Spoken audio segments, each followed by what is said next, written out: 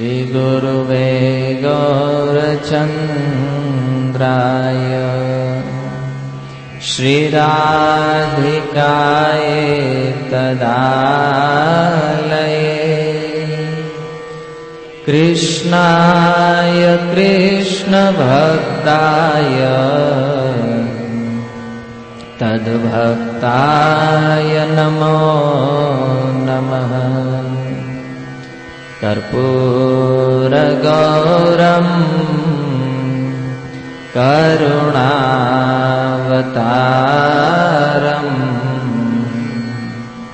સંસારસારમ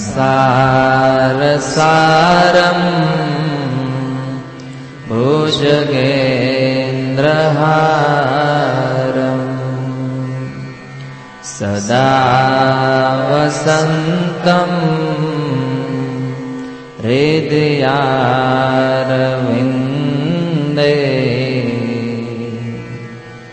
ભવં ભવાની સહિતં નમામિ. નીલાંબુજશ્યામલકોમલાંગો સીતાસમારો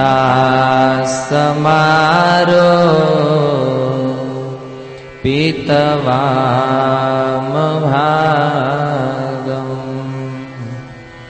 પાણો મહાસાયકચારુચાપમ નમામિ રામં રઘુવંશનાથમ નમામિ રામં રઘુવંશનાથમ. કરારવિંદે નપદારવિંદમ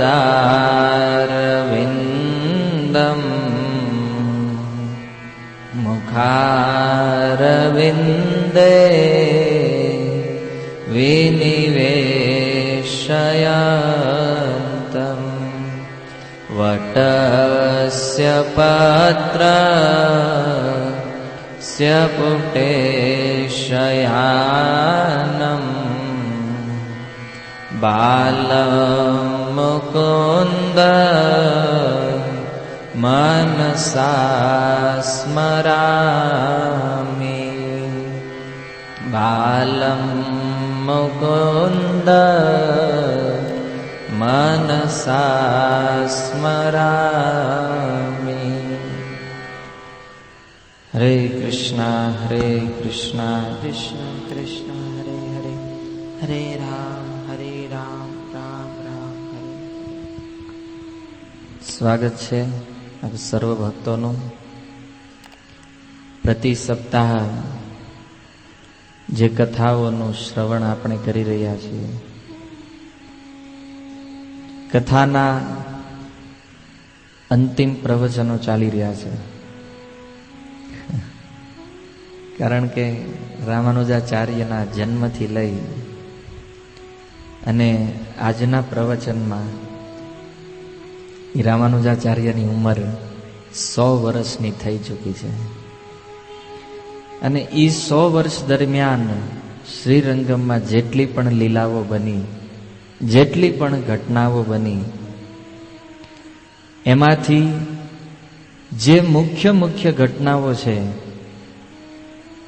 એ ઘટનાઓને આચાર્યોના માધ્યમથી સમજવાનો આપણે અહીંયા પ્રયાસ કરી રહ્યા છીએ.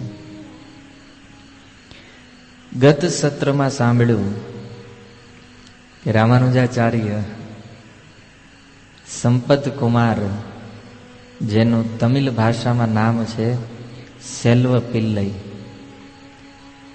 એને લેવા માટે ભગવાનના આદેશથી દિલ્હીની અંદર ગયા.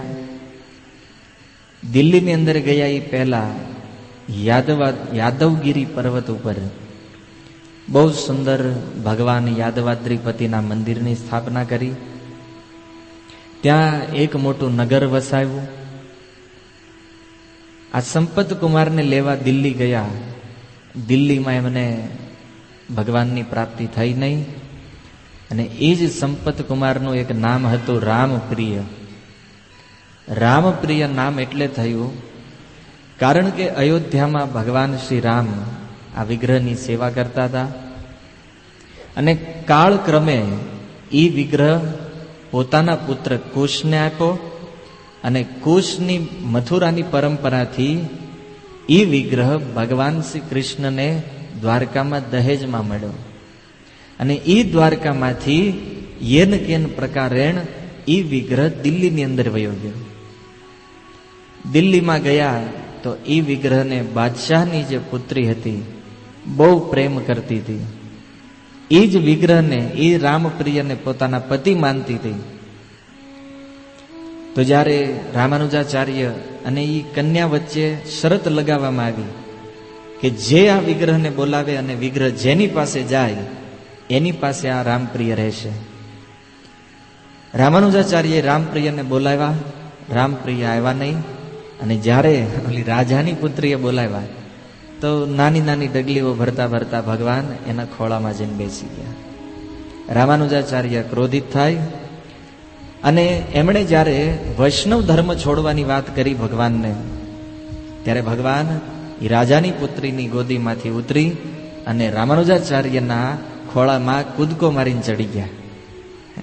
અને પછી રામાનુજાચાર્ય જ્યારે એને લઈને આવ્યા, પણ રાજાની પુત્રી એના વિરહમાં રહી ન શકી. તો એ રાજાની પુત્રી તે એમની પાછળ પાછળ આવી. ભગવાનમાં અતૂટ પ્રેમ શ્રદ્ધાના કારણે જેવી રીતે મીરાબાઈ, પાનબાઈ જેવા ભક્તો દ્વારકાધીશની અંદર સશરીર સમાઈ ગયા, એની જેમ ઈ પુત્રીનું નામ હતું બીબી લચ્છીમાં. એ તે ભગવાનના એ વિગ્રહ સંપત કુમારની અંદર પોતાના સશરીર હજારો લોકોના જોતા એ વિગ્રહની અંદર વિલીન થઈ ગયા. એટલે આજે દક્ષિણ ભારતના અનેક મંદિરોની અંદર ભગવાનની બાજુમાં એની પ્રતિમા મૂકવામાં આવે છે. અનેક મંદિરોમાં એનું નામ લખાયેલું છે. હાલાકી યવન કન્યા હતી, છતાં ભગવાનની અંદર અતૂટ પ્રેમ હોવાના કારણે ભગવાન એને પોતાના ધામમાં લઈ ગયા. એ જ રાજાની પુત્રીને પ્રેમ કરવા વાળો એક સેવક એ તે પાછળ પાછળ શ્રીરંગમ સુધી આવ્યો હતો.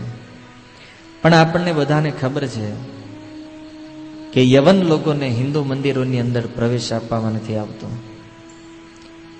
પણ રંગનાથજી એની ઉપર પ્રસન્ન થયા.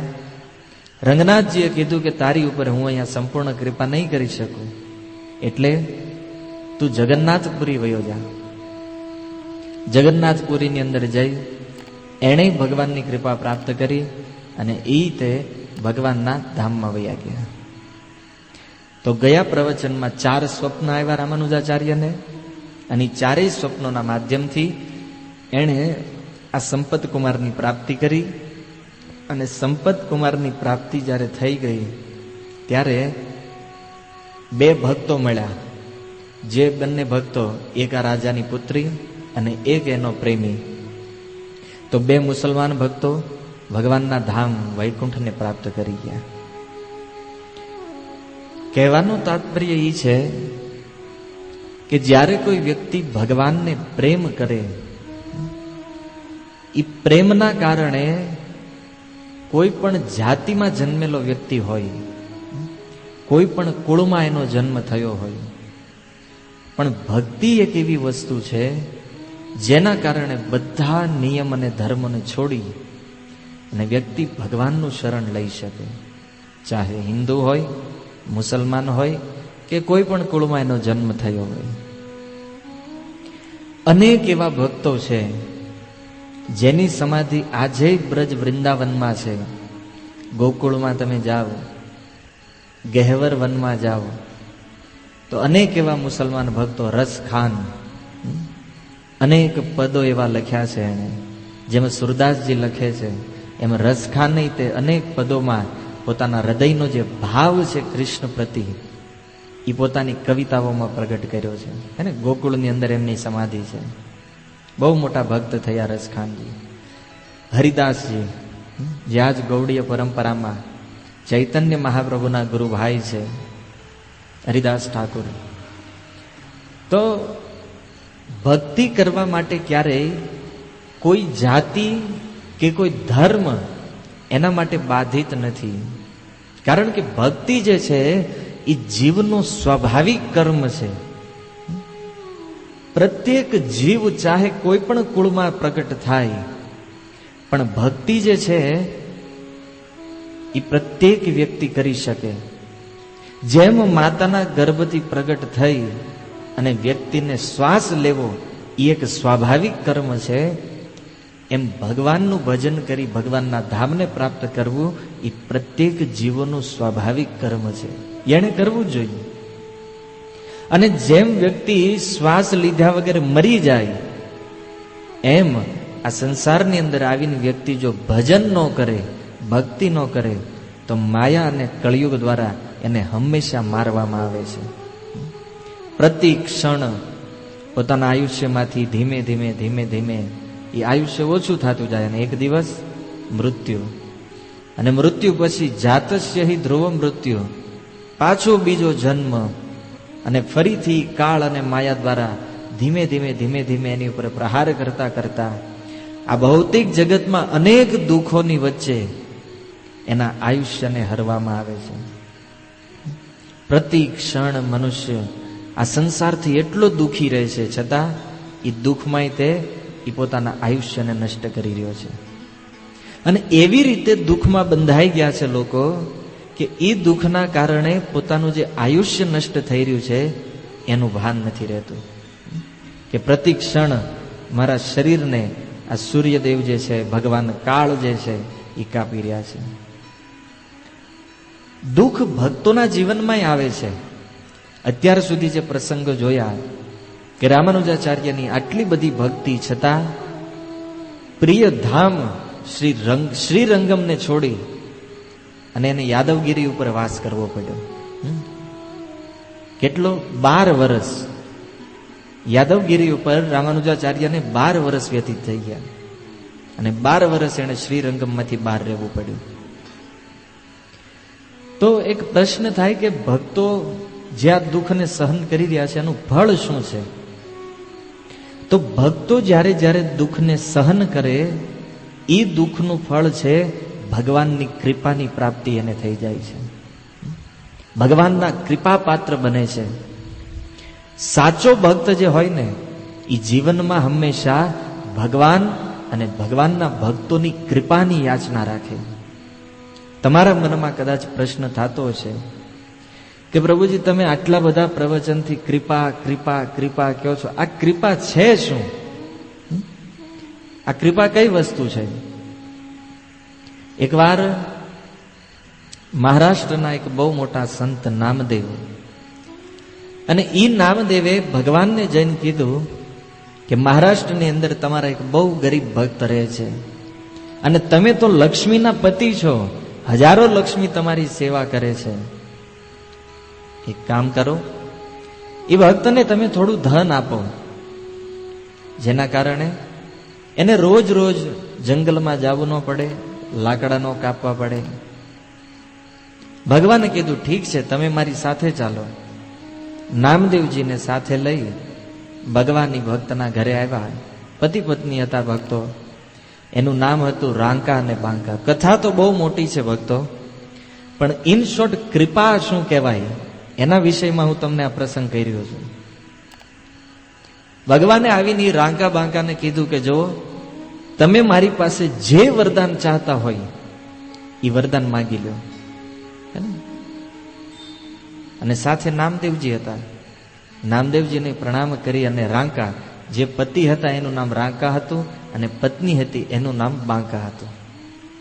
રાંકાને જ્યારે ભગવાને કીધું કે તમે મારી પાસે વરદાન માંગી લ્યો, ત્યારે એ રાંકાએ સૌથી પહેલો પ્રશ્ન ભગવાનને કર્યો કે પ્રભુ, જો હું તમારી પાસે વરદાન માંગુ તો તમારી જે કૃપા મારી ઉપર છે એ કૃપા રહેશે કે વહી જશે?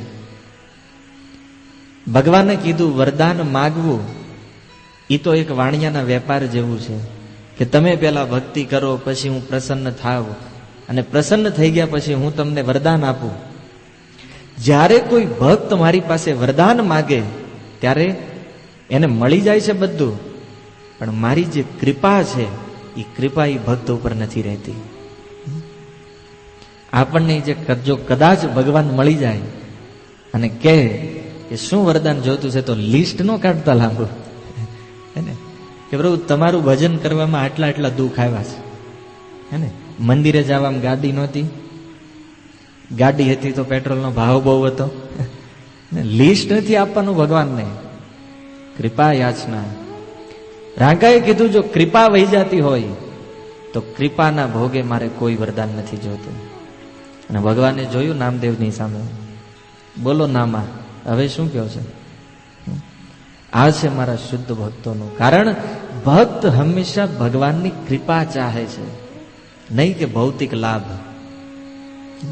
વરદાન માંગ્યા પછી જે સંપત્તિ ધન પ્રાપ્ત થાય એનાથી તો રાંકા સમજાવે છે નામદેવને કે ભલે તમારી ઈચ્છા છે કે તમે મને ધન આપવા ચાહો છો, હે ને, પણ જે ધનને છોડી, જે માયાને છોડી ને વ્યક્તિ ભગવાનનું ભજન કરે છે, શું ભગવાન વરદાનના રૂપમાં એ જ માયા આપવા આપે છે?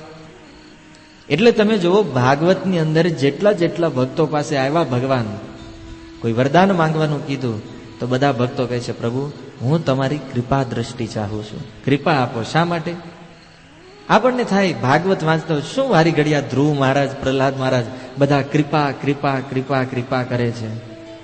ભક્તો, કૃપા એક એવી વસ્તુ છે જેના બળથી ભક્ત આખા સંસારને નહીં અનંત કોટી બ્રહ્માંડને એક બાજુ રાખી અને ભગવાનના ધામમાં વયો જાય. કારણ કે કૃપા જો હોય ને તો બધું થાય. અને એ જ કૃપાને જો સરળ ભાષામાં સમજવું હોય ને તો જુઓ ગુજરાતમાં ભક્ત નરસિંહ મહેતા 52 વખત ભગવાન એની પાસે આવ્યા. આ કથા આપણે બધા જાણીએ છીએ, પણ એ 52 વખત નરસિંહ મહેતાના બોલાવાથી નથી આવ્યા, એની ઉપર કૃપા કરવા માટે ભગવાન સ્વયં પ્રગટ થયા છે. કારણ કે નરસિંહ મહેતાની કોઈ યાચના જ નહોતી. કારણ ભક્ત પૂર્ણ શુદ્ધ ત્યારે બને છે જ્યારે એનામાં કોઈ કામનાઓ ન હોય, કોઈ કામના ન હોય. ધન તો બહુ તુચ્છ વસ્તુ છે એના માટે. એટલે બાહ્ય દ્રષ્ટિથી આપણને દેખાતું હોય કે અરે રે ભક્તોના જીવનમાં આટલું બધું દુઃખ, પણ ભક્તોને દુઃખ નથી હોતું. કારણ કે ભગવાનની કૃપાના કારણે એ દુઃખ બધું ભગવાન લઈ લે છે. 2 પ્રવચન પહેલા આપણે હરિદાસ ઠાકોરની કથામાં સાંભળ્યું હતું. હરિદાસ ઠાકોરના બધા દુઃખ ચૈતન્ય મહાપ્રભુએ લઈ લીધા. શું કામ? કૃપા. ભક્તિ તો અનેક ભક્તો કરતા હતા, પણ શા માટે એ હરિદાસજીને બચાવવા ગયા? કૃપા છે ભગવાનની. એટલે ભક્તો, સંસારમાં જેની પાસે ભગવાનની કૃપા આવી જાય ને એને આ સંસારમાં કોઈ નથી હરાવી શકતું, નથી કોઈ એના માર્ગમાં બાધા લાવી શકતું. હા, સંસારના લોકો એમ માનતા હોય કે મેં આને તકલીફ આપી, મેં આને ડિસ્ટર્બ કર્યા છે, મેં આ કર્યું છે. કોઈ બાધા નથી આવતી ક્યારેય ભક્તોના જીવનમાં. એમ રામાનુજાચાર્ય બધાને ભગવાનની કૃપા માની યાદવગીરી ઉપર નિવાસ કરે. અને એ જ યાદવગીરી જે ચારેય યુગમાં વિદ્યમાન રહે છે. ચારેય યુગમાં એના અલગ અલગ નામ હોય છે.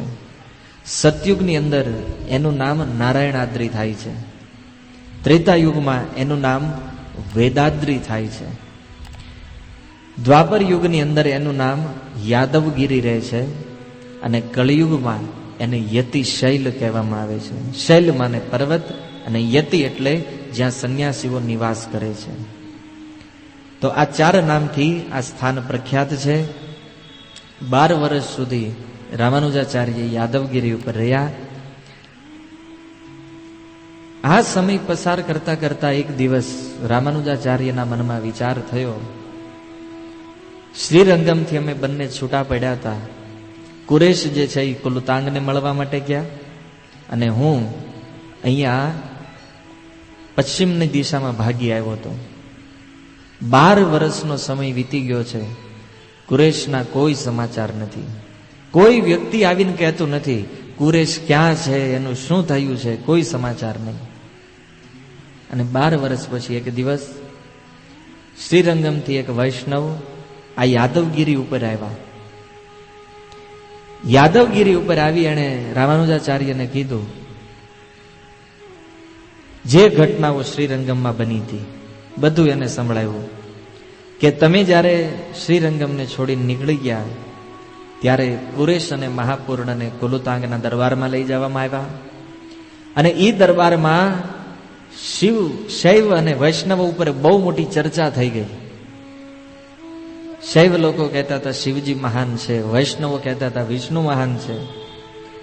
અને એ ચર્ચામાં જ્યારે કુરેશે કીધું કે દ્રોણ શિવજી કરતા ભારી છે, હે ને, બહુ મોટો જ્યારે શિવ પંડિત અને વૈષ્ણવો વચ્ચે વિવાદ થયો, એમાં શૈવ પંડિતો હતા એ હારી ગયા બધા. અને આ અપમાન જ્યારે એ રાજા કુલુતાંગ સહન ન કરી શક્યો ત્યારે એણે સિદ્ધાંત આપી દીધો કે શિવાત પરતરમ ન અસ્તિ, શિવજી છે એનાથી પરતરમ પરમ સત્ય બીજું કોઈ નથી. કુરેશને કીધું શું નથી જાણતા તમે? કુરેશે કીધું તમારી વાત સત્ય છે. તો કુરેશને કીધું કે તમે આ દસ્તાવેજ ઉપર સાઇન કરો કે શિવાત પરતરમ ન અસ્તિ, શિવજીથી વધારે પરમ સત્ય કોઈ નથી, આ સિદ્ધાંત સાચો છે, સાઇન કરો. અને જ્યારે સાઇન કરવા માટે એ પત્ર કુરેશના હાથમાં આપવામાં આવ્યો, એ પત્રમાં કુરેશે લખ્યું દ્રોણમ અસ્તિ તતઃ પરમ, દ્રોણ જે છે અસ્તિ એટલે કે છે, તતઃ એની કરતા પરમ મહાન, શિવ કરતા તો દ્રોણય મહાન છે, હે ને. શિવનો અર્થ 11 થાય, 11 રુદ્ર છે. તો એ સમયે શિવ અને દ્રોણ વજનના માપ હતા, આપણે સાંભળ્યું આગળ. તો શિવનું જે માપ છે એ હતું 11 શેર, અને દ્રોણનું જે માપ હતું એ 16 શેર હતું. તો કુરેશે આ તર્ક આપ્યો કુલુતાંગને, હે ને, કે તમે કહો છો શિવાત પરતરમ ન અસ્તિ, પણ કુરેશ શું કહે છે કે દ્રોણ અસ્તિ તતઃ પરમ, દ્રોણ જે છે એ શિવ કરતા મહાન છે. અને આ તર્ક જ્યારે આપ્યો, એક વૈષ્ણવ આ કથા રામાનુજાચાર્યને સંભળાવી રહ્યા છે, શું બન્યું હતું ત્યાં? તો કહે છે મહાપૂર્ણ અને કુરેશની આંખો કાઢી લેવામાં આવી. ઘણા લોકો કહે છે કે આ બંને વૈષ્ણવોએ હાથે જ પોતાની આંખ કાઢીને કુલુતાંગને આપી દીધી હતી. જે હોય, પણ કહેવાનું તાત્પર્ય છે કે જીવતા કોઈની આંખ કાઢી લેવી, અને આંખો કાઢી અને આ બંનેને જ્યારે સૈનિકો દ્વારા ત્યાં છોડી મૂકવામાં આવ્યા ત્યારે એક આચાર્ય લખે છે કે એ મહાપૂર્ણની જે પુત્રી હતી અતુલાઈ, હે ને, એની કથા આગળ સાંભળી છે, યાદ છે? અતુલાઈની કથા યાદ છે ને? રામાનુજાચાર્યએ પોતાના એક શિષ્યને એમને ત્યાં કામ કરવા મોકલ્યા હતા. કોને મોકલ્યા હતા? દાશરથીને. દાશરથીને ઈ અતુલાઈની સાસુ એને બહુ મેણા આપતી હતી, એટલે રામાનુજાચાર્યએ એના ઘરનું પાણી ભરવા માટે, રસોઈ કરવા માટે પોતાના શિષ્ય દાશરથીને ત્યાં મોકલ્યા હતા. અને માલાધર સાથે વિવાદ થવાથી એને ખબર પડી કે આ દાશરથી કોઈ સામાન્ય નોકર નથી, બહુ મહાન વૈષ્ણવ છે, રામાનુજાચાર્યના શિષ્ય છે. તો એ જ અતુલાઈ આ કુરેશ અને મહાપૂર્ણની પાછળ પાછળ છેક આ કુલુતાંગના રાજ્ય સુધી આવી હતી. અને જ્યારે આ બેયની આંખો કાઢી અને એને છૂટા મૂકી દેવામાં આવ્યા અને જોયું નગરમાં કોઈ લોકો આને મદદ કરવા વાળા નથી, ત્યારે એ અતુલાઈ એમને ત્યાં આવી અને બેયને હાથ પકડી અને જંગલના રસ્તા બાજુ લઈ ગઈ. રસ્તામાં મહાપૂર્ણએ શરીર છોડી દીધું, અને શરીર છોડતી વખતે જે સ્થિતિ હતી એમની, કોઈ મદદ કરવા વાળું નહોતું. તો મહાપૂર્ણ કુરેશને કીધું એક બાજુ તમે બેસો, એક બાજુ પોતાની પુત્રીને બેસાડી. એનું જે મસ્તક હતું એ મસ્તક એણે કુરેશના ખોળામાં રાખ્યું, અને ચરણ જે હતા એ અતુલાઈના ખોળામાં રાખ્યા. અને આવી રીતે મહાપૂર્ણ અંતિમ સ્થિતિમાં છે. એ સમયે એમની પુત્રી જે છે એ બહુ શોક કરે છે, હે ને.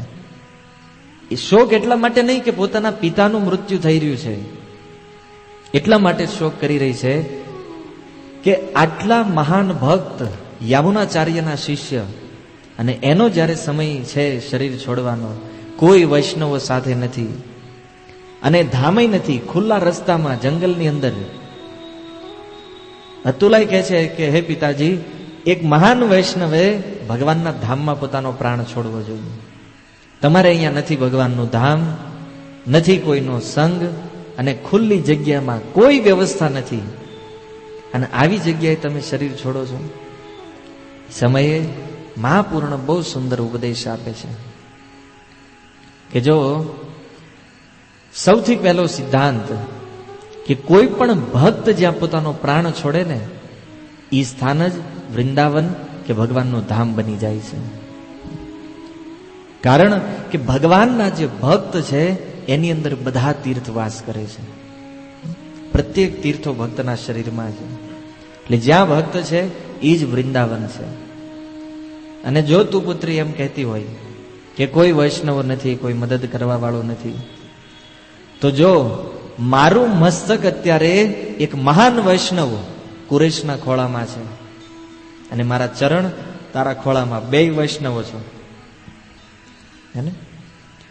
તો તમારા જે વ્યક્તિ વૈષ્ણવોના ચરણમાં રહી અને પોતાનો પ્રાણ ત્યાગ કરે, આનાથી ઉત્તમ વસ્તુ બીજી કોઈ નથી. મહાપૂર્ણ બીજો સિદ્ધાંત આપે કે જ્યારે જ્યારે કોઈ વૈષ્ણવને ખબર પડે કે મારો અંતિમ સમય નજીક આવી ગયો છે, મારે હવે પ્રાણ છોડવાનો સમય છે, ત્યારે એણે બે વસ્તુ, બે જગ્યા એવી છે જ્યાં એણે પોતાનો પ્રાણ છોડવો જોઈએ. યા તો કોઈ ભક્તના ખોળામાં મસ્તક રાખી અને એણે પોતાનું શરીર છોડવું જોઈએ, અથવા તો કોઈ વૈષ્ણવના ઘરે એણે પોતાનું શરીર છોડવું જોઈએ.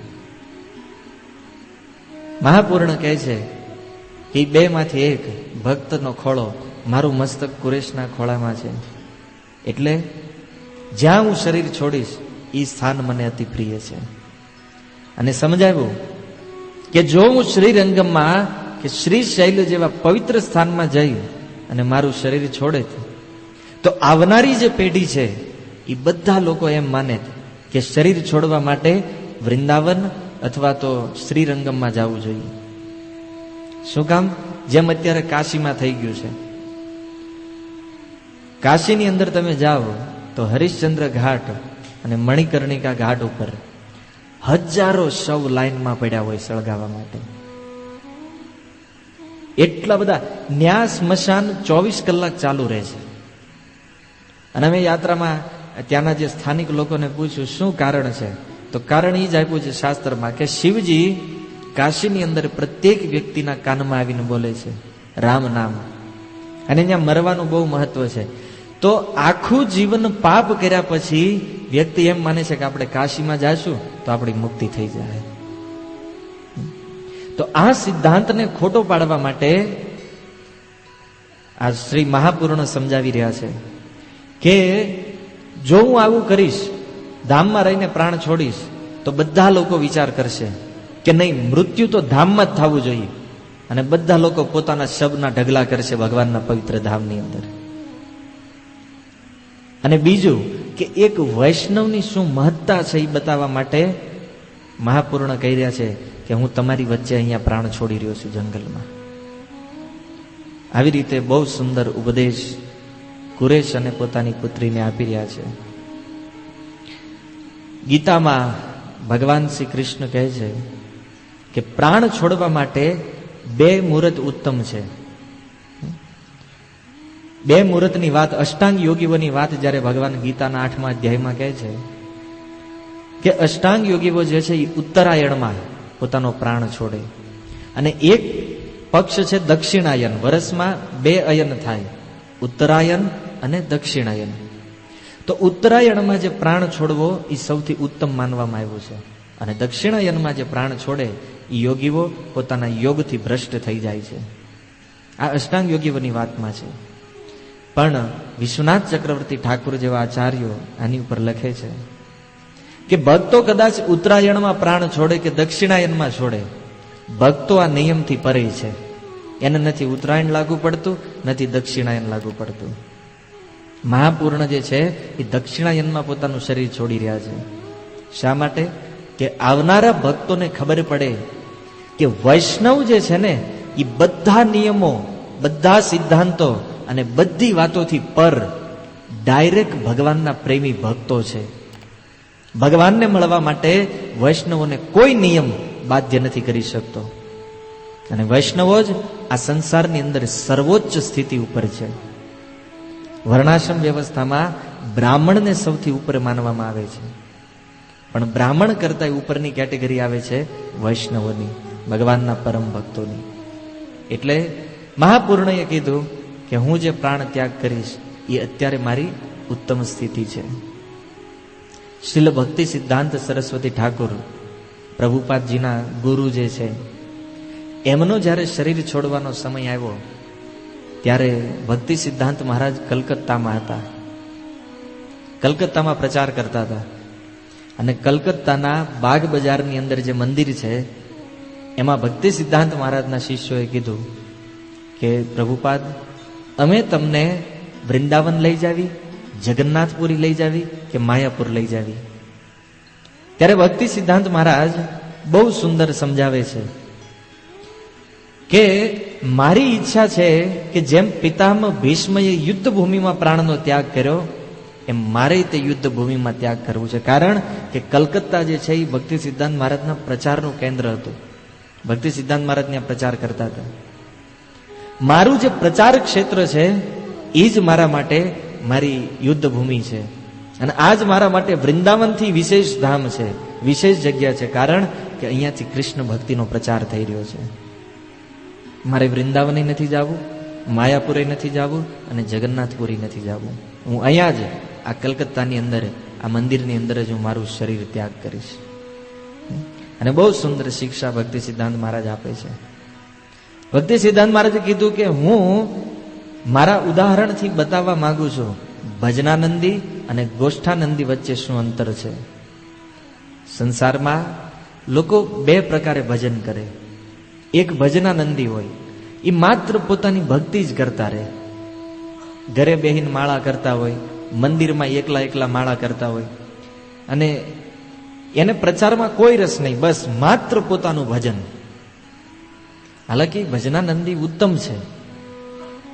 પ્રભુપાદજી સમજાવે છે કે ભજનાનંદી કરતા કરોડ ગણા શ્રેષ્ઠ ગોષ્ઠાનંદીઓ છે. શું કામ? કારણ કે ગોષ્ઠાનંદીઓ પોતાનું ભજન કરે છે, પોતે ભક્તિ કરે છે અને એ જ ભક્તિ કરવા માટે આ સંસારના લોકોને પ્રેરણા આપે છે કે તમે ભજન કરો, તમે ભક્તિ કરો અને ભગવાનના ધામને પ્રાપ્ત કરો. આ લોકો એકલા એકલા ભજન કરવાવાળા નથી. અને ભક્તિ સિદ્ધાંત મહારાજે કીધું ગોષ્ઠાનંદી બનવાનું છે. ગોષ્ઠાનંદીની પરંપરામાં છીએ આપણે. એટલે મારે વૃંદાવન જવું નથી, ક્યાંય નથી જવું, હું અહીંયા પ્રાણ ત્યાગ કરીશ. અને કલકત્તાની અંદર એમની સમાધિ છે. કલકત્તામાં એમણે પ્રાણ ત્યાગ કર્યો. એમના જ શિષ્ય ભક્તિ વેદાંત સ્વામી 70 વર્ષની ઉંમરને છોડી, એને 70 વર્ષની ઉંમરે, જ્યારે આપણા ઘરે 70 વર્ષના લોકો હોય ને તો એને કદાચ ઊભા કરવાય 2 જણની જરૂર પડતી હોય, એવા સમયે જ્યારે લોકો વિચાર કરે કે આપણે હવે બધું છોડીને ધામમાં રહેવા જવું જોઈએ, ત્યારે પ્રભુપાદજીએ ધામને છોડ્યું.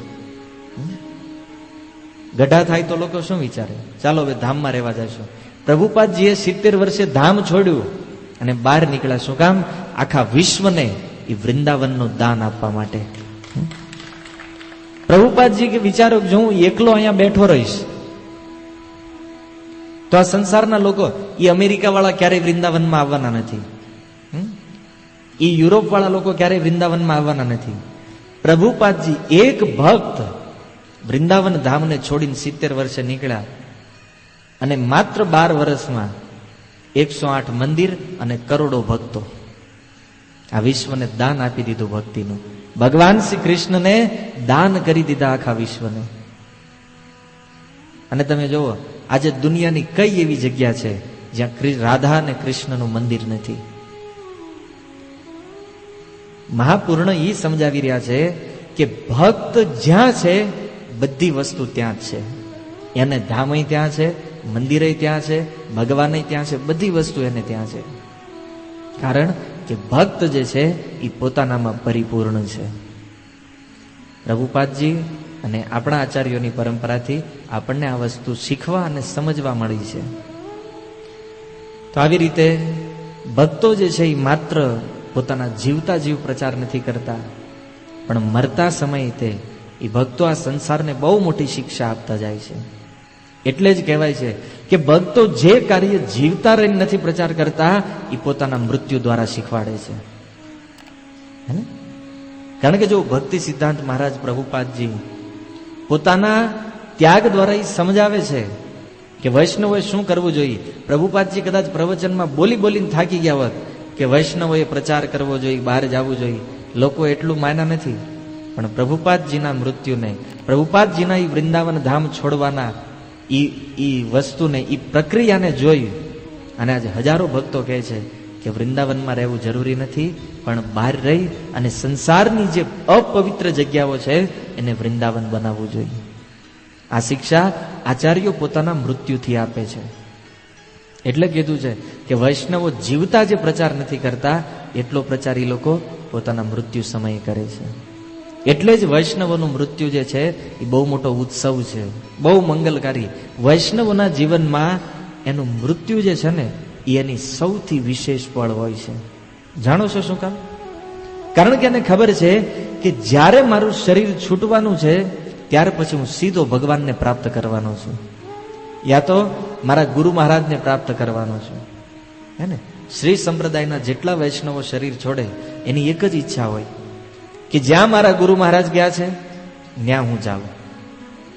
અને આવી ઈચ્છા સાથે પોતાના ગુરુના ચરણ કમળોને પોતાની સામે રાખી અને એ લોકો પોતાનો શરીરનો ત્યાગ કરી રહ્યા છે.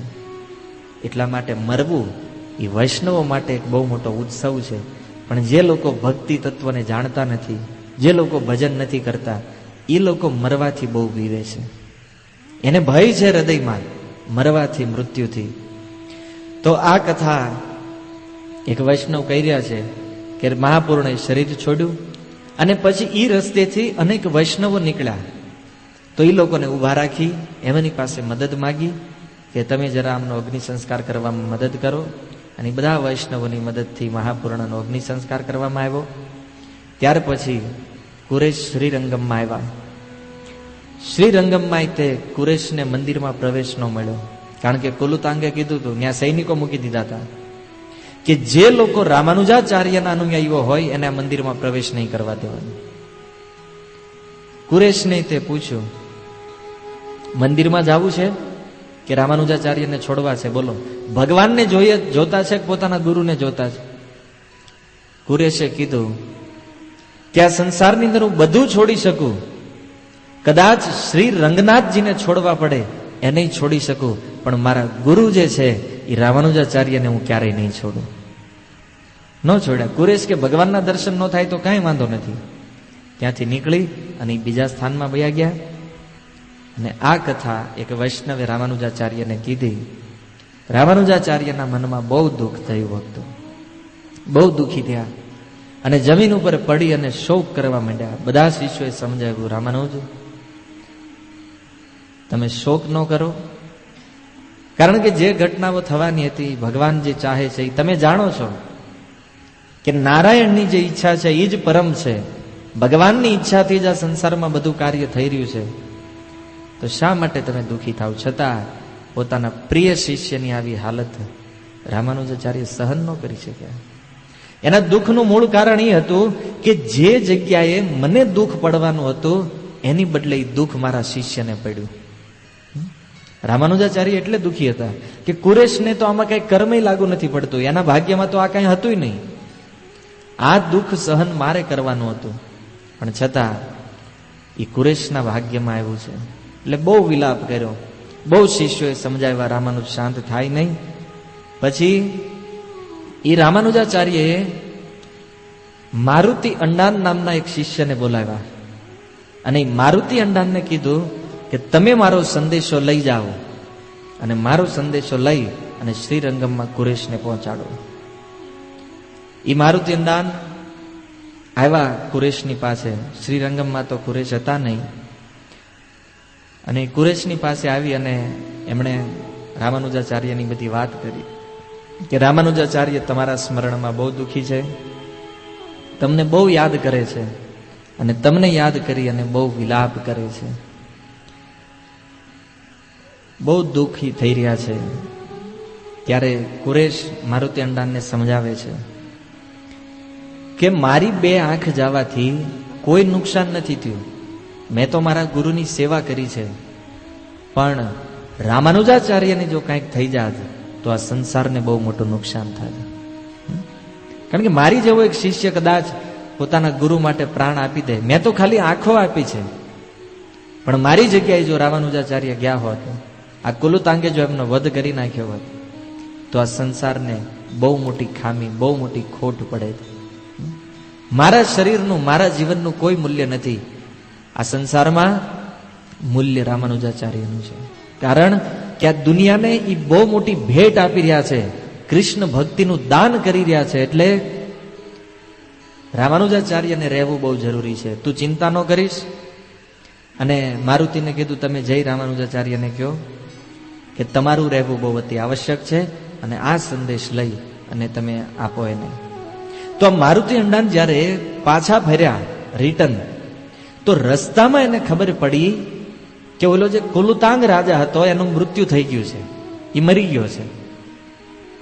અને એ તો ઓર ઉત્સાહમાં, આનંદમાં આવી ગયા, અને એટલી સ્પીડથી એ યાદવગીરી પર્વત ઉપર આવ્યા અને રામાનુજાચાર્યને ખબર આપી કે રામાનુજાચાર્ય, કુરેશ અત્યારે બિલકુલ ઠીક છે, હાલાકી એની આંખો કાઢી લેવામાં આવી છે, છતાં કુરેશે જે વાત કરી હતી કે તમારું રહેવું બહુ આવશ્યક છે, એ સમાચાર એમને સંભળાવ્યા. અને રામાનુજાચાર્ય એટલા પ્રસન્ન થયા, ત્યારે એણે આ બીજી વાત કરી કે ઓલો જે કુલુતાંગ હતો ને એનું મૃત્યુ થઈ ગયું છે, એટલે વૈષ્ણવો હવે સ્વચ્છંદ વિચરણ કરી શકે છે.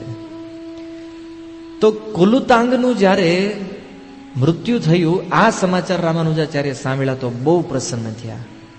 અને એ જ સમયે મારુતિ અંડાન અને એની સાથે એક બીજા વૈષ્ણવ હતા, એ બેયને એટલી પ્રસન્નતા થઈ કે ઉભા ઉભા તરત જ બેયને દ્વૈ મંત્રની દીક્ષા આપી દીધી.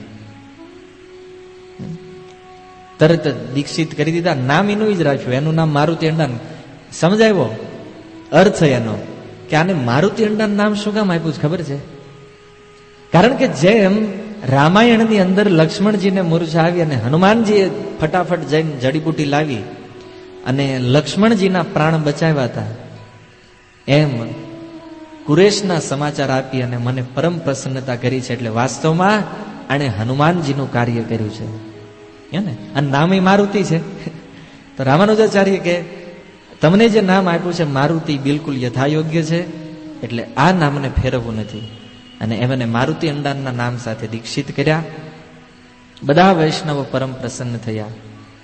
અને રામાનુજાચાર્ય એને પ્રવચન કર્યું કે જો આપણે બધા આ કલ્યાણી કુંડની નજીક બેઠા છીએ. તમે જાણો છો ને કલ્યાણી કુંડ, જ્યાં યાદવાદ્રીપતિ ભગવાન પ્રગટ થયા હતા, એના દક્ષિણ ભાગમાં એક કુંડ છે જેનું નામ કલ્યાણી કુંડ છે, જ્યાંથી રામાનુજાચાર્યને તિરુમન પ્રાપ્ત થયું હતું.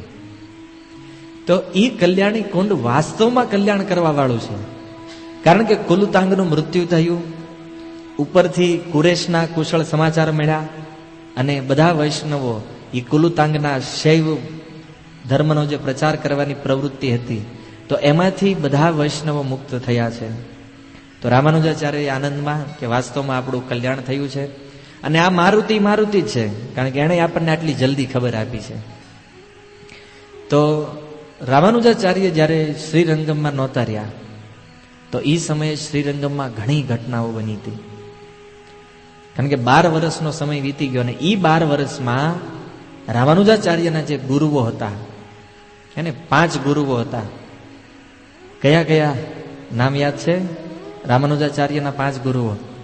એક તો મહાપૂર્ણ, જેના વિષયમાં સાંભળ્યું કે જેણે પોતાનું શરીર ત્યાગ કર્યું થોડા સમય પહેલા. બીજા એક વૈષ્ણવ હતા ગોષ્ઠીપૂર્ણ, જેણે રામાનુજાચાર્યને મંત્ર દીક્ષા આપી હતી. ત્રીજા હતા તિરુવરંગ, જે યામુનાચાર્યના શિષ્ય હતા અને બહુ સુંદર ભજન ગાતા હતા, જેનું ભજન સાંભળી અને પ્રત્યેક મંદિરની મૂર્તિઓ બોલવા લાગતી. એ તિરુવરંગ રામાનુજાચાર્યના ગુરુ હતા. ચોથા ગુરુ હતા એમના માલાધર, અને 5મા ગુરુ હતા કાંચીપૂર્ણ. તો 5 ગુરુઓ જે છે એ હવે બહુ વૃદ્ધ થઈ ચૂક્યા હતા, કારણ કે યામુનાચાર્યના શિષ્યો હતા. અને એક પછી એક આ લોકો વૈકુંઠ જઈ રહ્યા હતા બધા. મહાપૂર્ણની કથા તો આપણે સાંભળી, કેવી રીતે વૈકુંઠમાં ગયા. ગોષ્ઠીપૂર્ણ, એ ગોષ્ઠીપૂર્ણ જ્યારે પોતાનું શરીર છોડવાના હતા તો એ સમયે એમના શિષ્યોએ એમને પ્રશ્ન પૂછ્યો કે શરીર છોડવાના સમયે અત્યારે તમારી અંતિમ ઈચ્છા શું છે? ત્યારે ગોષ્ઠીપૂર્ણ કહે છે કે હું મારા ગુરુ મહારાજ દ્વારા જે શ્લોક લખવામાં આવ્યા છે એ શ્લોકોનું સ્મરણ કરી રહ્યો છું. શું કામ? કારણ કે યામુનાચાર્યે જે સ્તોત્ર રત્નમની રચના કરી છે એ સ્તોત્ર રત્નમમાં રામ અને કૃષ્ણના ગુણગાન કરવામાં આવ્યા છે. કેવા ગુણગાન? તો કહે છે કે જે ગુણોને સાંભળવાથી હૃદયમાંથી બધા પાપ તરત બહાર નીકળી જાય. ગમે એવું મોટું પાપ કદાચ આપણા જીવનમાં રહી ગયું હોય, પણ જો એ મારા ગુરુ મહારાજના શ્લોકોને શ્રવણ કરવામાં આવે તો એનાથી એ બધા પાપ નીકળી જાય. કારણ કે રામ અને કૃષ્ણનું નામ જ એવું છે જેનાથી કોઈ પાપ ટકતું નથી. એટલે હું મારા ગુરુ મહારાજનું સ્મરણ આ શ્લોકો દ્વારા કરી રહ્યો છું, જેનાથી મને વિશ્વાસ છે કે હું સીધો વૈકુંઠમાં જઈશ. કારણ કે જો એ શ્લોકોને સ્મરણ કરીશ તો મારી અંદર પાપ નહીં રહે, અને પાપ નહીં રહે તો મને વૈકુંઠની પ્રાપ્તિ થશે. તો આવી રીતે ગોષ્ઠીપૂર્ણ ભગવાનના ધામમાં ગયા અને ત્યાર પછી શરીર છોડ્યું કાંચીપૂર્ણએ. કાંચીપૂર્ણ જેને રામાનુજાચાર્ય બાળપણથી બહુ પ્રેમ કરતા હતા. હાલાકી બ્રાહ્મણ પરિવારમાં એનો જન્મ નહોતો થયો, છતાં બ્રાહ્મણો કરતા એની ઉચ્ચ સ્થિતિ હતી. બ્રાહ્મણો એમને નમન કરતા હતા, કારણ કે આખા કાંચીપુરમમાં બધાને ખબર હતી કે આ કાંચીપૂર્ણ જે છે એ વરદરાજ સાથે ડાયરેક્ટ વાત કરે છે. ભગવાન વરદરાજને કોઈ પણ આજ્ઞા આપવી હોય કોઈને, તો એ આજ્ઞા ભગવાન ડાયરેક્ટ આ કાંચીપૂર્ણને આપતા, અને એ કાંચીપૂર્ણ એ આદેશ પછી બીજા લોકોને કહે. તો જ્યારે એમના શરીર છોડવાનો સમય આવ્યો, અંતિમ એક ઘટના બની. બહુ ઉંમર થઈ ગઈ હતી, એમને દેખાતું નહોતું, આંખોથી રાત્રે ન દેખાય. તો એ સમયે એમનો એક સેવક હતો જેનું નામ હતું અરુલાલન. એ મંદિરમાં ભગવાન વરદરાજજીની સેવા કરતો હતો. તો આ કાંચીપૂર્ણએ અરુલાલનને કીધું, જો સંધ્યા થઈ ગઈ છે, મારે ઘરે જવું છે, પણ હવે હું આંખોથી જોઈ નથી શકતો, તો એક કામ કર, તું મશાલ લઈને મારી સાથે ચાલ, મને ઘર સુધી મૂકી જા. તો આજે અરુલાલન નામનો સેવક હતો, એણે કીધું કે નહીં, મને ઊંઘ આવે છે. આપણે ક્યારેક કોઈ સેવા કીધી હોય ને નિંદ્રા આવતી હોય તો આપણે ના પાડી દેવી, તો આણે ના પાડી દીધી. હાલાકી ભગવાનની પ્રેરણાથી એણે ના પાડી દીધી. એને કે મને બહુ ઊંઘ આવે. નહીતર ઊંઘ આવે કોઈ બહાનું છે? કોઈ વૈષ્ણવ આપણને કાર્ય આપે, આનો કે હમણાં પ્રવચન પૂરું થાય પછી તમને કોઈ એમ કે પ્રભુજી 2-5 મિનિટ આ સેવા છે, તમે થોડી વાર માટે, તો સ્વાભાવિક છે કોઈ ના નહીં પાડે.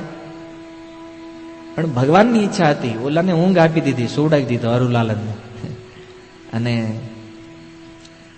આ કાંચીપૂર્ણએ વિચાર કર્યો કે ઠીક છે, હું ધીમે ધીમે ચાલતા મારા ઘરે પહોંચી જઈશ. તો એ જ સમયે જેવા મંદિરની બહાર નીકળ્યા તો એક વ્યક્તિ આવ્યો, એમનો હાથ પકડ્યો, મશાલ લઈ અને એમને ઘર સુધી મૂકી ગયા. કાંચીપૂર્ણના મનમાં એમ કે અરુલાલન જ છે, પેલા ના પાડી પછી આવી ગયો છે. તો આવ્યા બીજા દિવસે મંદિરમાં આવી અને એણે કીધું કે સારું થયું તું મને કાલે ઘર સુધી મૂકી ગયો, કારણ કે જો તું મૂકવા માટે ન આવ્યો હોત તો ખબર નહીં હું ક્યાં રસ્તામાં ભટકી જાત, કદાચ ઘરે પહોંચે કે નહીં. તો ઓલાને આશ્ચર્ય થયું. એણે કીધું નહીં ગુરુ મહારાજ, હું તમને મૂકવા નથી આવ્યો, હું તો અહીંયા મંદિરમાં સૂતો હતો. કાંચીપૂર્ણ સમજી ગયા, સાક્ષાત ભગવાન લક્ષ્મીનારાયણ મને મદદ કરવા માટે એ સેવકનું રૂપ લઈ અને મારી સાથે આવ્યા હતા. તો આ ઘટના બન્યા પછી દક્ષિણ ભારતમાં એક મંદિર બન્યું અને એમાં ભગવાનના એક વિગ્રહ રાખવામાં આવ્યા જેનું નામ છે અરુલાલન. ત્યાં ભગવાનના એક વિગ્રહ, બહુ સુંદર વિગ્રહ છે. અને એ વિગ્રહના દર્શન કરતા કરતા કાંચીપૂર્ણએ પોતાનું શરીર છોડી દીધું. અને ત્યાર પછી તિરુવરંગ અને માલાધર એક પછી એક ભક્તો વૈકુંઠ જતા રહ્યા. બધા ભક્તો શૈલપૂર્ણ એક ગુરુ હતા રામાનુજાચાર્યના, જેણે રામાનુજાચાર્યના ભાઈ ગોવિંદને ભક્ત બનાવ્યા હતા અને રામાનુજાચાર્યને 1 વર્ષ રામાયણની કથા સંભળાવી હતી. જ્યારે શ્રીશૈલમાં રામાનુજાચાર્ય ગયા હતા. સ્મરણ આવે છે કથા કે એમના ઊંઘ આવે છે? હવે આ અંતિમ વિષય ચાલી રહ્યો છે, કારણ કે પહેલાની ઘટનાઓ જેણે પહેલાના પ્રવચનો નથી સાંભળ્યા એના માટે તો આ નામય નવા હશે બધા, હે ને. કાંચીપૂર્ણ, વરદરાજજી, આ બધા બહુ પહેલાની કથાઓના નામ છે. તો કદાચ ઊંઘ આવતી હશે, છતાં આ શબ્દોને ખાલી કાનમાં જવા દો, કારણ કે પરમ પવિત્ર કરવા વાળી આ કથાઓ છે. તો બધા વૈષ્ણવો જ્યારે ભગવાનના ધામમાં વયા ગયા ત્યારે રામાનુજાચાર્ય એક રહી ગયા, સૌથી વરિષ્ઠ. રામાનુજાચાર્યથી મોટો કોઈ વૈષ્ણવ આ પૃથ્વી ઉપર રહ્યા નહીં. તો રામાનુજાચાર્યને ખબર મળી કુલુતાંગના મૃત્યુની, અને રામાનુજાચાર્ય વિચાર કર્યો કે 12 વર્ષનો સમય વ્યતીત થયો છે, તો હવે કમસે કમ મારે પાછા ફરવું જોઈએ, હવે મારે શ્રીરંગમ જવું જોઈએ. બહુ રંગનાથજીની યાદ આવી, તો ગયા સીધા યાદવાદ્રીપતિ પાસે, અને યાદવાદ્રીપતિને જઈને કીધું કે પ્રભુ, મારી ઈચ્છા છે કે હવે હું શ્રીરંગમમાં જાઉં. યાદવાદ્રીપતિને પ્રાર્થના કરી, પણ ભગવાને કાંઈ જવાબ ન આપ્યો. જવાબ ન આપ્યો એનો મતલબ એ જ હતો કે ભગવાન નહોતા ચાહતા કે રામાનુજ યાદવગીરીને છોડીને શ્રીરંગમમાં જાય. જો એક જ ભગવાનના બે સ્વરૂપ છે, છતાં ભક્તની સેવા લેવા માટે અલગ અલગ ભાવને પ્રાપ્ત કરી રહ્યા છે. રામાનુજાચાર્યએ ફરીને પ્રાર્થના કરી કે મને શ્રી રંગનાથજીએ આદેશ આપ્યો છે કે જીવનભર જ્યાં સુધી મારા શ્વાસ ચાલે ત્યાં સુધી હું રંગનાથજીની સેવા કરું. પણ વચ્ચે કાંઈક એવી પરિસ્થિતિ નિર્માણ થઈ કે મારે શ્રીરંગમને છોડી અને અહીંયા યાદવગીરી ઉપર આવવું પડ્યું. ત્યારે ભગવાને એમને કીધું કે કાંઈ વાંધો નહીં, તમારે જવું હોય પણ થોડા દિવસ અહીંયા રોકાવ, પછી તમે જાજો. વિચારણીય વાત છે ભક્તો, કે જ્યારથી આપણે આ કથાને સાંભળી રહ્યા છે એવા ભક્તો આવે છે જે ડાયરેક્ટ ભગવાન સાથે વાત કરે છે, લાઈવ. તમે જુઓ આ લોકોની ભક્તિ કેટલા ઉચ્ચ સ્તરમાં છે કે જે મંદિરની અંદર જઈને મૂર્તિની સામે ઉભા રહે એ મૂર્તિ એમની સાથે બોલવા લાગે. આ સંસારમાં ઘણા મૂર્ખ્યાઓ પ્રશ્ન કરે કે આ પથ્થરની મૂર્તિ, લાકડાની મૂર્તિ, તમે રોજ હવારમાં એની સામે જઈને સંસાર દાવાનલ કરો છો. શું પથ્થરની મૂર્તિ ભગવાન છે? લાકડાની મૂર્તિ ભગવાન છે? ભક્તો, શ્રદ્ધા હોય ને તો પથ્થર કે લાકડું તે બોલવા માંડે. આપણને પ્રશ્ન કરે, કોઈ દિવસ મૂર્તિ બોલી છે? તમે મૂર્તિને ભોગ લગાવો છો, એ ખાય છે? પણ એ ખાતી નથી, બોલતી નથી. એમાં પ્રોબ્લેમ શું છે? પ્રોબ્લેમ મૂર્તિમાં છે. દ્વારકાધીશની જ મૂર્તિ છે, મીરાબાઈની સામે બોલે, પાનબાઈની સામે બોલે, અને આપણે જાવી તો હલે નહીં. તો ફોલ્ટ મૂર્તિમાં છે કે આપણામાં છે? મૂર્તિઓ આજે બોલે છે. રામાનુજાચાર્ય કહે છે શ્રદ્ધા હોવી જોઈએ, પ્રેમ હોવો જોઈએ, કારણ કે ઈ તો આપણામાં છે નહીં. થોડી ઘણી ભક્તિ કરતા હોય ઈ દેખાવ નહીં. એમ સત્સંગમાં આવવું હોય તો કેટલું મન ચિત્ત તો હજી બીજે જ રખડતું હોય, શરીરથી ભલે બેઠા હોય. કથામાં શ્રદ્ધા ન હોય, ભગવાનમાં શ્રદ્ધા ન હોય, વિશ્વાસ ન હોય. તમે કહેશો નહીં અમને તો છે, પણ તમને છે ને એવો વિશ્વાસ ન હાલે ભગવાનને પ્રસન્ન કરવામાં. વિશ્વાસ હોવો જોઈએ. રામાનુજાચાર્ય છે સર્વસ્વ છોડવું પડે તો છોડી દે ભગવાન માટે, અને આપણે સર્વસ્વ છોડી દેવી ધંધા માટે. હે ને? ભક્તિ ભલે છૂટી જાય, સત્સંગમાં જવાનું બંધ થઈ જાય, ઓફિસ બંધ ન થવી જોઈએ. થાય છે કે નહીં? જો ભક્તિની સામે આપણે આ સંસારના બધા કાર્યોને મહત્તા આપીએ છીએ. પ્રવચનમાં આવી છીએ ટાઈમ હોય તો, રોજ માળા જપવી છે ટાઈમ હોય તો, મંદિરે રવિવારે જાવી છે શું કામ? ટાઈમ હોય તો. શ્રદ્ધા જો હૃદયમાં હોય ને તો વ્યક્તિ રહી ન કે નહીં રાધા દામોદરના દર્શન તો મારે રોજ કરવા જ પડશે. થાય છે નહીં? રવિવારે કોઈ ફોન કરીને કે હાલો મંદિર જવું છે, ત્યારે આપણે મંદિર આવતા હોય, અને આપણે ઈચ્છા કેવી રાખવી છે કે ભગવાન અમારી યારે બોલે. એની સાથે ભગવાન ન બોલે. સંસારને છોડી અને જે ભગવાનને શરણાગત થાય ને, ભગવાન એની સાથે વાત કરે. શિવજી કહે છે ને માનસમાં, હરિવ્યાપક સર્વત્ર સમાના. ભગવાન બધે વ્યાપ્ત છે, કણ કણમાં ભગવાન છે. પ્રહલાદ મહારાજે હિરણ્યકશિપુનો યાદ પ્રશ્ન, શું બધી જગ્યાએ ભગવાન છે તો થાંભલામ છે?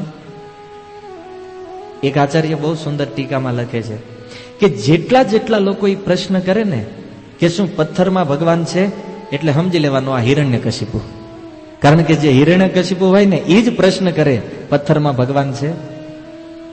શિવજી કહે છે પ્રેમે તે પ્રકટ હોય મેં જાના. પ્રહલાદે કીધું છે, હાલાકી ભગવાન થાંભલામાં હતા નહીં, છતાં આવ્યા, થાંભલાને ફાડીને બહાર નીકળ્યા. બધી જગ્યાએ ભગવાન આવી શકે છે, પણ એના માટે શ્રદ્ધા હોવી જોઈએ. અને શ્રદ્ધાથી જ આપણને આ સૌભાગ્યની પ્રાપ્તિ થાય. સેવા કરવાથી ભગવાનની આપણને ભગવાનની પ્રાપ્તિ થાય. પણ સેવા તો આપણે કરતા નથી, કારણ કે આપણે બધા પોતાના કામમાં જ એટલા વ્યસ્ત છે કે મંદિરે જાતા નથી, અને મંદિરે જાતા નથી એટલે સેવા કરતા નથી. માંડ સૌભાગ્ય કરીને મંદિરમાં એક નાની એવી સેવા મળી હોય, એમાંય આપણે વિચાર કરતા હોય કરવી કે ન કરવી, જાવું કે ન જાવું. બહુ મોટું સૌભાગ્ય છે કે આપણને મંદિરમાં સેવા મળે છે, કારણ કે કળિયુગમાં છે ને અર્ચા વિગ્રહ મૂર્તિના રૂપમાં જ ભગવાન રહે છે. તમે સાંભળ્યું ને એક કથામાં કે ભગવાન બ્રહ્માજીના 50 વર્ષ સુધી નીલ માધવના રૂપમાં સશરીર હાલતા ચાલતા હોય ભગવાન નીલાચલમાં. અને જેવા બ્રહ્માજીના 50 વર્ષ પૂર્ણ થાય, 51મા વર્ષનો પ્રારંભ થાય, ત્યારે ભગવાન અર્ચા વિગ્રહના રૂપમાં અવતાર ધારણ કરે છે. તો અત્યારે બ્રહ્માજીનું વર્તમાન 51મું વર્ષ ચાલી રહ્યું છે, તો ભગવાન અર્ચા વિગ્રહના રૂપમાં છે. તો વિગ્રહ જે છે એ કોઈ લાકડાની પથ્થરની મૂર્તિ નથી, એ સાક્ષાત ભગવાન છે.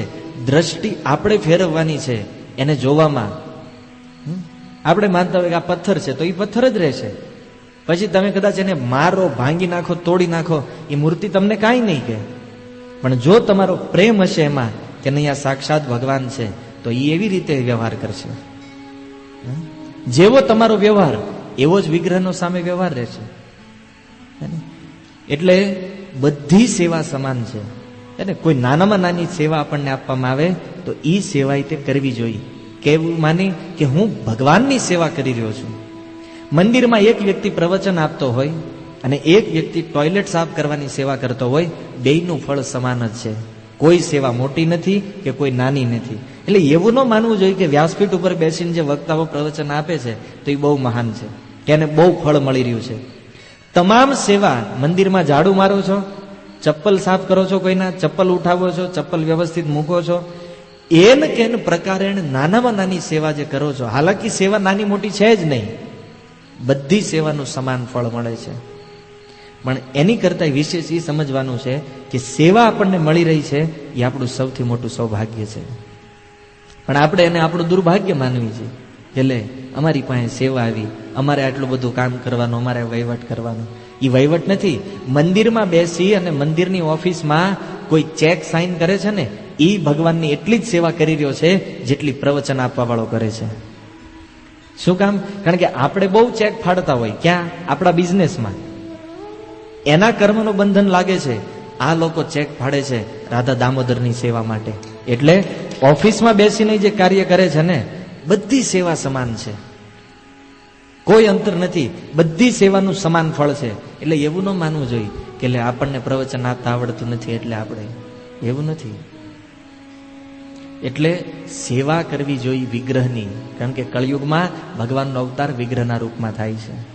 અને ભક્તો આજે અનેક લોકો એવા છે, લાલગોવિંદ પ્રભુએ કીધું હતું ને પ્રવચનમાં, અનેક અનુભવો છે. એવા ઘણા ભક્તો છે જે વિગ્રહની સાથે આજે વાત કરે છે, જેમ રામાનુજાચાર્ય કરી રહ્યા છે એને. પણ શિવજી કહે એમ પ્રેમે તે પ્રકટ, પ્રેમ હોવો જોઈએ હૃદયમાં. અને એ નથી, કારણ આપણે બધા કામને એટલું બધું ઇમ્પોર્ટન્ટ આપી દીધું છે ને કે ભગવાનનું કામ ક્યારે કરવાનું? તમે બધા જો કાગળ બનાવો તમારા કામનું, તો એમાં ભગવાનનું કામ ક્યારે આવે ખબર છે? સમય હોય તો. હે ને? કોઈને કેવી 16 માળા ક્યારે કરો? આખા દિવસમાં પ્રભુજી જ્યારે સમય મળે ત્યારે. શું આચાર્યોએ પ્રભુપાદજી એવી રીતે માળા શીખવાડી છે? પ્રભુપાદજી કહે છે કે તમને જે 24 કલાક મળ્યા છે એમાંથી 2 કલાક ફિક્સ કરો, કે સવારના 2 કલાક, સાંજના 2 કલાક, બપોરના 2 કલાક. એ 2 કલાકમાં કોઈનો મોબાઈલ નહીં ઉઠાવવું, ન્યૂઝપેપર નહીં વાંચવું, કાંઈ ચોપડા નહીં, માત્ર ને માત્ર માળા. એ 2 કલાક સીધી કૃષ્ણના ખાતામાં. આવો સમય ભગવાન માગે છે. અને આપણે કયું આપી છે? વધે તો. 24 કલાકમાં આપણા કામમાંથી જો વધ્યું હોય તો ભગવાનને. હવે આપણા ઘરે પ્રસાદ બનાવતા જે વધે એને આપણે નથી ગ્રહણ કરતા, તો પછી આપણા આખા દિવસના એ કચરાના ફાલતુ ટાઈમમાંથી વધેલો સમય ભગવાનને આપો છો, શું ભગવાન ગ્રહણ કરે છે? તમે ના પાડો છો પણ ભગવાન કરે છે. કારણ હે કૃષ્ણ કરુણા સિંધુ, એ કરુણાના સાગર છે કે ભલે સેપરેટ ટાઈમ નથી આપતો, કમસે કમ છેલ્લો સમય તે પણ યાદ તો કરે છે. કળિયુગમાં ભગવાન આટલાથી જ સંતુષ્ટ રહે છે. એટલે કમસે કમ માળા કરવી જોઈએ ભગવાનને આપણા. એ અને જુઓ પાછું બુદ્ધિમાન કેટલા છે કળિયુગના લોકો. 24 કલાકમાંથી 22 કલાક જે કામ કરે એ કામ એને નરક બાજુ લઈ જવા વાળું છે, અથવા તો કર્મનું બંધન આપે એવું. એની પાછળ 22 કલાકનો સમય. અને ઓલા 2 કલાક જે ભગવાન માગે છે, જે એને અહીંથી ઉઠાવી અને વૈકુંઠના દ્વાર સુધી મૂકી દેવાનું છે, એની હાટો ટાઈમ નથી. ઘણાને પૂછ્યું, પ્રભુજી માળા કેમ નથી કરતા? અમુક ભક્તો એમ કે પ્રભુજી હું 12 માળા કરું. પછી એક આશ્ચર્ય થાય મારા મનમાં કે 12 માળા જો થઈ જતી હોય, 4 માળા હાટો હું કેમ બાકી રાખતા છે? તો એ કે પ્રભુજી ઓફિસ જવાનો ટાઈમ થઈ જાય. સ્વાભાવિક છે, સીધું ઇમ્પોર્ટન્ટ તમે ઓફિસને આપી દીધું છે ભગવાનના નામને છોડીને. મેં એવું વાંચ્યું છે શાસ્ત્રમાં કે કોઈ વ્યક્તિ એમ કહે કે ભગવાનનું એક નામ અને આ ફળ બે સમાન છે, તો એ વ્યક્તિ નરકમાં જાય છે. કારણ કે ભગવાનના નામની તોલે આ સંસારમાં કાંઈ નથી આવતું, હે ને? અને છતાં એ વ્યક્તિ એમ કહે કે ભગવાનનું નામ અને આ વસ્તુનું ફળ બે સમાન છે, એ વ્યક્તિને નરક મળે. હવે વિચાર કરો કે આપણે એ જ ભગવાનના મહામંત્ર હરે કૃષ્ણ મંત્રને છોડી અને આપણે આ સંસારના કામને ઇમ્પોર્ટન્ટ આપીએ છીએ, શું ગતિ થશે આપણે? માની લીધું છે, ભલે તમને કોઈ પૂછે ને તમે ન માનતા હોય, પણ આપણે બધાએ સ્વીકાર કરી લીધું છે કે પહેલા સંસારનું કામ અને સમય વધે તો રામ. પહેલા કામ અને પછી રામ. પણ ઊંધું હોવું જોઈએ, પહેલા રામ અને પછી કામ. આવું જ્યારે કરશો ને ત્યારે ભગવાન તમારી ઉપર કૃપા કરશે અને એ કૃપાના બળથી તમને ભક્તિની પ્રાપ્તિ થશે. અત્યારનું તો હજી જે ભજન છે ને એ બધું સાધુ સંગ વગરનું, અનર્થ વાળું ભરેલું આવું ભજન ચાલી રહ્યું છે. અને એનાથી જો મુક્ત થવું હોય તો એની બધી વિધિઓ છે, એ વિધિ અનુસાર ભગવત ભજન કરવું પડે. ત્યારે આ રામાનુજાચાર્ય જેવા આચાર્યોને જે અનુભવ થઈ રહ્યા છે એ અનુભવ આપણને મળે. આપણે કરી શકાય. પ્રભુપાદજીએ ઉપદેશામૃતની પ્રસ્તાવનામાં કીધું છે, અહીંયા બેઠેલા કોઈ પણ વ્યક્તિમાંથી કોઈના મનમાં ઈચ્છા થાય કે મારે રૂપ ગોસ્વામી જેવા થવું છે, થઈ શકે. પ્રભુપાદજી કે એમાં શું વાંધો છે? કોઈ રૂપ ગોસ્વામી બનવા માંગે, કોઈ જીવ ગોસ્વામી બનવા માંગે, થઈ શકે. પણ એના માટે સાધન કરવું જરૂરી છે. વિધિ છે એની, જે એ સાધના કરવી જોઈએ. હા, બેઠા બેઠા ગોસ્વામી ન થાય, ગોદાસ થઈ જાય, હે ને?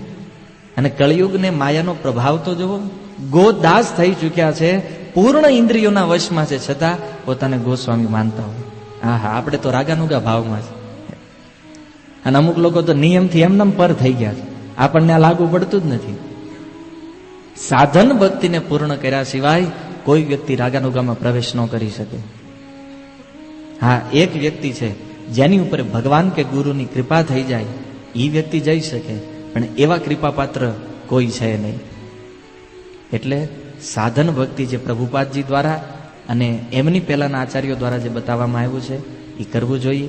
હરે કૃષ્ણ મહામંત્રને જીવનમાંથી એક સેપરેટ સમય કાઢી, જે સમય આપણને ભગવાનનું ધામ અપાવી શકે છે, તો એવા સમયને આપણા જીવનમાંથી અલગ કરી અને એ સમયમાં એવું ભજન કરવું જોઈએ, પૂર્ણ મન અને બુદ્ધિને ભગવાનના નામમાં લગાડી ભગવાનના નામને જપવું જોઈએ, જેના કારણે જીવનમાં આપણું કાંઈક કલ્યાણ થઈ શકે. બાકી જે કામ તમે કરો છો ને, એ કામ તમને યા તો નરક આપવાનું છે અને યા તો કર્મનું બંધન આપવાનું છે. એટલે વિચાર કરવો જોઈએ. પ્રશ્ન તો ઘણાના મનમાં થતો હશે કે રામાનુજાચાર્યનું કેવું સૌભાગ્ય છે, ભગવાનના વિગ્રહ વાત કરે સાથે. તો આવી રીતે રામાનુજાચાર્યએ યાદવાત્રીપતિ પાસેથી રજા લીધી કે હવે મારે શ્રીરંગમ જવું છે અને આજના પ્રવચન માટે આપણે અહીંયા રજા લઈએ છીએ. હરે કૃષ્ણ. શીલ પ્રભુપાદ કી નિતાય ગૌર પ્રેમાનંદ.